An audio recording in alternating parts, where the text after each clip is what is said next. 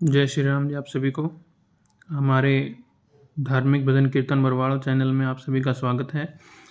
आज की इस वीडियो में हम आपको एकादशी व्रत की महिमा, महात्म और इंद्र एकादशी व्रत की संपूर्ण कथा सुनाएंगे। बोलिए विष्णु भगवान की जय हो। एकादशी व्रत कथा का महात्म क्या है? एक समय पवित्र नैमिषारण्य में शौनक आदि 88,000 ऋषियों ने सूत जी से जन कल्याण हेतु एकादशी व्रत का महात्म्य पूछा। सूत जी बोले, हे ऋषियों, हे महर्षियों, इस वर्ष एक वर्ष में 12 महीने होते हैं और एक महीने में 2 एकादशी होती हैं। इस प्रकार एक वर्ष में 24 एकादशी होती हैं। जिस वर्ष लौंद यानी कि अधिक मास होता है उस वर्ष 2 एकादशी बढ़ जाती हैं। इस प्रकार कुल 26 एकादशी होती हैं। उनके नाम इस प्रकार हैं: उत्पन्ना, मोक्षा, मोक्षदा, मोक्ष प्रदान करने वाली, तीसरी सफला, सफलता देने वाली, और चौथी पुत्रदा यानी पुत्र देने वाली, फिर षठ तिला, छठी जया, सातवीं विजया, आमला पाप मोचनी, पापों को नष्ट करने वाली, कामदा एकादशी, वरुथनी एकादशी, मोहिनी एकादशी, अपरा एकादशी, निर्जला एकादशी, योगिनी एकादशी, देवसेनी एकादशी, कामिका एकादशी, पुत्रदा, अजा, परिवर्तनी एकादशी और इंद्रा एकादशी जिसकी आज कथा हम सुनेंगे। 22वीं एकादशी पापकुंसा एकादशी है, 23वीं रमा एकादशी और 24वीं देवोत्थानी एकादशी। और अधिक मास होने की दोनों एकादशियों के नाम हैं पद्मिनी एकादशी और परमा एकादशी। ये सभी एकादशी यथा नाम तथा फल देने वाली एकादशी हैं। एकादशी व्रत की महिमा क्या है? व्रत एवं उपवास से मन के साथ साथ आत्मा भी शुद्ध हो जाती है। व्रत एवं उपवास में आहार का त्याग एवं सात्विक भोजन का विधान है। इसलिए उपवास आरोग्य एवं दीर्घ जीवन की प्राप्ति का उत्तम साधन है। जो व्यक्ति नियमित रूप से व्रत एवं उपवास करते हैं उन्हें उत्तम स्वास्थ्य की प्राप्ति होती है। उपवास के महत्व को जो अब आधुनिक विज्ञान भी स्वीकारने लगा है। इसलिए उपवास की महिमा का वर्णन करते हुए नारद पुराण में तो यहाँ तक लिखा है कि गंगा के समान कोई तीर्थ नहीं, माँ के समान कोई गुरु नहीं, भगवान विष्णु के समान कोई देवता नहीं और व्रत उपवास जैसा कोई तप नहीं है। सभी व्रतों में एकादशी के व्रत को सर्वोपरि माना गया है। इसलिए प्रत्येक मास में 2 एकादशी होती हैं। वर्ष भर में 24 एकादशी होती हैं। अधिक या मलमास में 2 एकादशी अतिरिक्त पड़ती हैं जिन्हें पुरुषोत्तम एकादशी कहा जाता है। इस प्रकार कुल 26 एकादशी मानी जाती हैं। ये सभी एकादशी अपने नाम के अनुसार श्रेष्ठ फल देने वाली होती हैं। एकादशी का व्रत रखने, विधिपूर्वक फल देने वाली, विधिपूर्वक महात्म्य कहने, सुनने और भगवान विष्णु का भजन कीर्तन करने से मनुष्य के सभी प्रकार के कष्ट दूर होते हैं और वह इस लोक में सुख भोगकर अंत में विष्णु भगवान के धाम के लिए प्रस्थान करता है।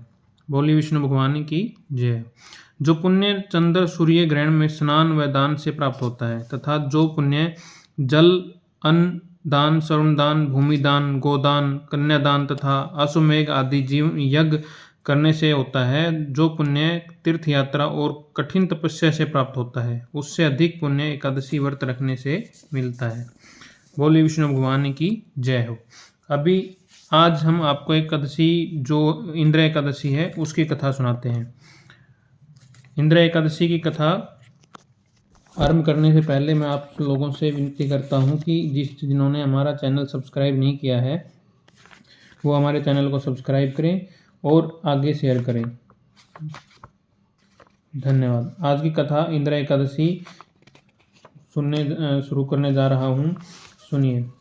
आश्विन मास कृष्ण पक्ष की एकादशी जो कि इंद्र एकादशी है उसकी कथा। श्री युधिष्ठिर जी बोले, हे भगवान, अब आप कथा कृपया पूर्वक आश्विनी मास के कृष्ण पक्ष की एकादशी की कथा कहिए। इस एकादशी का नाम क्या है? इस एकादशी के व्रत को करने से कौन कौन से फल मिलते हैं और जो यह समझाकर कहिए। इस पर श्री भगवान श्री कृष्ण बोले कि हे राजन, आश्विन मास के कृष्ण पक्ष की एकादशी का नाम इंद्र एकादशी है। इस व्रत को करने से समस्त पाप नष्ट हो जाते हैं और नरक में गए हुए पितरों का उद्धार हो जाता है। देखिए, यह इंद्र एकादशी जो कि पितृ पक्ष में आती है, इसलिए इस एकादशी का बहुत ही हमारे पितरों की जो आत्मा की शांति लगा लो और जो हमारे पितरों को नरक या जिनको मोक्ष प्राप्त नहीं हुआ है उनको मोक्ष देने वाली इंद्र एकादशी है। इस एकादशी की कथा के सुनने मात्र से वाजपेयी यज्ञ का फल प्राप्त होता है। प्राचीन सतयुग में महिष्मती नाम की नगरी में इंद्रसेन नाम का एक प्रतापी राजा राज्य करता था। वह पुत्र पौत्र धन धान्य आदि से पूर्ण एवं सदैव शत्रुओं का नाश करने वाला था। एक समय राजा अपनी सभा में सुखपूर्वक बैठा था। महर्षि नारद जी आकाश मार्ग से उतरकर वहां आए। नारद जी को देखकर राजा अपने आसन से उठा और अग्र आदि से उनकी पूजा करके आसन दिया। महर्षि नारद बोले, हे राजन, आपके राज्य में सब कुशल है। मैं आपकी धर्म प्राणता देखकर अत्यंत प्रसन्न हूँ।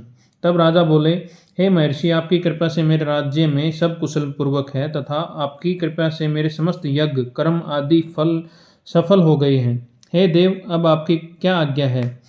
इस पर नारद जी बोले, हे राजन, मुझे एक महान आश्चर्य हो रहा है। एक समय जब मैं ब्रह्मालोक से यमलोक को गया था, तब उस समय यमराज की सभा के मध्य में मैंने तुम्हारे पिताजी को देखा। तुम्हारे पिता महान ज्ञानी दानी और धर्मात्मा थे। एक एकादशी के व्रत के बिगड़ जाने से यमलोक को चले गए। तुम्हारे पिता ने मुझसे तुम्हारे लिए एक समाचार भेजा है। आप मेरे पुत्र के पास जाएं। मेरे पुत्र का नाम इंद्रसेन है, जो महिष्मती नाम की राज्य नगरी में राज्य करता है। मुझे किसी पुनर्जन्म के बुरे कर्म के कारण ही यह लोक प्राप्त हुआ है। यदि मेरा पुत्र इंद्रसेन अश्विनी मास के कृष्ण पक्ष की इंदिरा एकादशी का व्रत करे और उस व्रत के पुण्य को मुझे दे दे, तो मुझे मेरी मुक्ति हो जाएगी और इस लोक को छूटकर स्वर्गलोक को वास करूंगा। तब राजा ने महर्षि नारद जी से पूछा से पिताजी के ऐसे दुख पूर्ण वाक्यों को सुना और उन्हें महान दुख हुआ और इंदिरा एकादशी के व्रत की विधि पूछने लगा। हे नारद जी, अब आप मुझे इस एकादशी के व्रत की विधि बताइए। इस पर नारद जी बोले, हे राजन, अश्विनी मास के कृष्ण पक्ष की दशमी के दिन प्रातःकाल श्रद्धा सहित स्नान करना चाहिए। इसके पश्चात दोपहर को भी स्नान करना चाहिए। उस समय जल से निकलकर श्रद्धा पूर्वक पितरों का श्राद्ध करें और उस दिन एक समय भोजन करें और रात्रि को पृथ्वी पर शयन करें। इसके दूसरे दिन अर्थात एकादशी के दिन प्रातःकाल दातून करें और स्नान करने के पश्चात भक्ति पूर्वक व्रत को धारण करें और कहना चाहिए कि आज निराहार रहूंगा और समस्त भोगों को त्याग करूंगा। इसके पश्चात कल भोजन करूंगा। हे भगवान, मेरी रक्षा करने वाले हैं, आप मेरे इस व्रत को निभाइए, इस व्रत को सफल कीजिए। इस प्रकार आचरण करके दोपहर को शालिग्राम जी की मूर्ति को स्थापित करें और उत्तम ब्राह्मण को बुलाकर भोजन कराएं, दक्षिणा दें। भोजन में से कुछ हिस्से गऊ को दें और विष्णु भगवान को धूप दीप नैवेद्य आदि से पूजा करें। रात्रि को जागरण करें। इसके उपरांत द्वादशी के दिन मौन रहकर बंधु बांधवों सहित भोजन करें। हे राजन, यह इंदिरा एकादशी के व्रत की विधि है। हे राजन, यदि तुम आलस्य रहित होकर इस एकादशी के व्रत को करोगे तो तुम्हारे पिताजी अवश्य ही स्वर्ग को जाएंगे। राजा ने इंदिरा एकादशी के आने पर उसका विधि पूर्वक व्रत किया। बंधु बांधव सहित इस व्रत के करने से आकाश से पुष्पों की वर्षा हुई और राजा का पिता यमलोक से रथ पर चढ़कर स्वर्ग को गया। राजा इंद्रसेन भी इस एकादशी के प्रभाव से इस लोक में सुख भोगकर अंत में स्वर्गलोक को गया। भगवान श्री कृष्ण जी कहने लगे, हे धर्मराज युधिष्ठिर, यह मैंने तुम्हारे सामने इंदिरा एकादशी व्रत का महात्म्य वर्णन किया। इस एकादशी के पढ़ने व सुनने मात्र से समस्त पाप को नष्ट हो जाते हैं और अंत में मनुष्य स्वर्गलोक में जाकर वास करता है। बोली विष्णु भगवान की जय। एकादशी माता की जय। अभी हम आपको एकादशी व्रत की आरती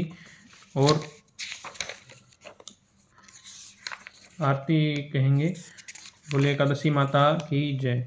ओम जय एकादशी माता, विष्णु पूजा व्रत को धारण कर शक्ति मुक्ति पाता। ओम जय एकादशी माता, तेरे नाम गिनाऊं देवी भक्ति प्रदान करनी, मैया भक्ति प्रदान करनी, गुण गौरव की देनी, माता शास्त्रों में वर्णी। ओम जय एकादशी माता, माघ शीर्ष के कृष्ण पक्ष की उत्पन्ना विश्वतारिणी जन्मी, यह विश्वतारिणी जन्मी, शुक्ल पक्ष में होए मोक्षदा मुक्तिदाता बन आई। ओम जय एकादशी माता, पौ मास के कृष्ण पक्ष की सफला नामक है, यह सफला नामक है, शुक्ल पक्ष में होए पुत्रदा आनंद अधिक रहे। ओम जय एकादशी माता, नाम षटतिला माघ मास में कृष्ण पक्ष आवे, यह कृष्ण पक्ष आवे, शुक्ल पक्ष में जया कहावे, विजय सदा पावे। पावे। ओम जय एकादशी माता विजया फागुन कृष्ण पक्ष में शुक्ला आमल की, मैया शुक्ला आमल की। पाप मोचनी कृष्ण पक्ष में चैत्र महा बलि की। ओम जय एकादशी माता चैत्र मास में हो नाम कामदा धन देने वाली, मैया धन देने वाली। नाम ब्रूथिनी कृष्ण पक्ष में विशाख महावाली। ओम जय एकादशी माता शुक्ल पक्ष में होए मोहिनी अपरा ज्येष्ठ कृष्ण पक्षी। नाम निर्जला सब सुख करणी शुक्ल पक्ष रखी। ओम जय एकादशी माता योगिनी नाम आषाढ़ में जानो कृष्ण पक्ष करणी, मैया कृष्ण पक्ष करणी। देवशैनी नाम कहायो शुक्ल पक्ष धरणी। ओम जय एकादशी माता कामिका श्रावण मास में आवे कृष्ण पक्ष कहिए, मैया कृष्ण पक्ष कहिए। श्रावण शुक्ला होए पुत्रदा आनंद से रहिए। ओम जय एकादशी माता अजा भाद्रपद कृष्ण पक्ष की परिवर्तनी शुक्ला, मैया परिवर्तनी शुक्ला। इंद्रा आश्विनी कृष्ण पक्ष में वर्त से भव सागर निकला। ओम जय एकादशी माता पाप कौन सा है शुक्ल पक्ष में पाप हरणहारी, मैया पाप हरणहारी। रमा मास कार्तिक में आवे सुखदायक भारी। ओम जय एकादशी माता देवोत्थानी शुक्ल पक्ष की दुखनाशक मैया, मैया दुखनाशक मैया।